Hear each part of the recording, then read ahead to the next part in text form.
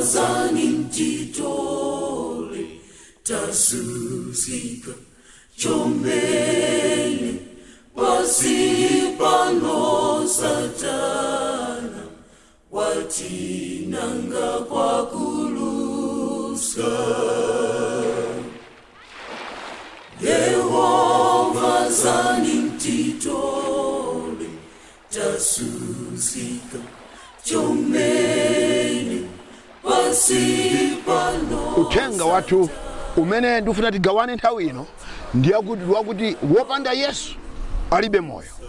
Yohani woyamba chapter 5 verse 12 Bible likuti iye wakukhala nayo mwana ali nawo moyo, koma wosakhala ndi mwana wa Mulungu alibe moyo.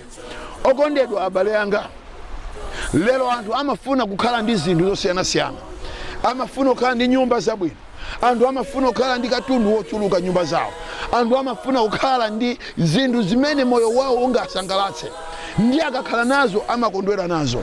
Koma ndapeza ine kunena kuti anthu amene amakhala nazo zonsezi alibe mtendere, alibe chimwemwe, alibe chiyembekezo. Koma Bible likuti iye wokhala naye mwana ali nawo moyo, koma wosakhala ndi mwana wa Mulungu alibe moyo.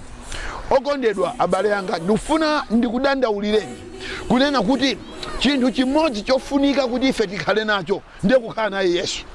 Pamene tina Yesu Kristu tinacho china chilichonse chofunika ku moyo wathu.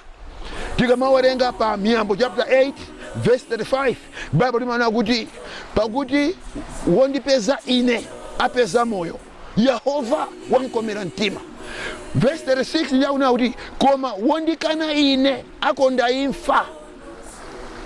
Ndiye ife tikunena kuti tikampeza Yesu ndiye kuti tapeza moyo, ndiye kuti china chilichonse ifeyo tikati kudziwa kuti tikhala nacho.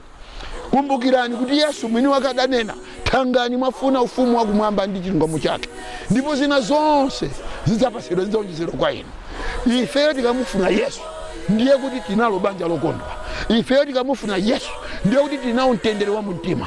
Ifeyo tikampeza Yesu ndiye kuti kena kalikonse kamene amakalakalaka tili nako.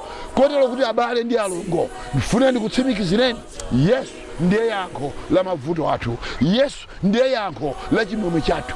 Yesu ndiye yankho wachina chilichonse chimene ife timachifuna. Chifukwa chake madzulo anu ndifuna kudandaulireni okondedwa nthawi ino kunena kuti mpezeni Yesu. Chifukwa mukapeza Yesu mwapeza moyo, komanso kena kalikonse kamene mudzasangalala nawo. Ambuye akudalitseni, ndipo kwa inu ukhale ulemerero ndi ulemu. Amen.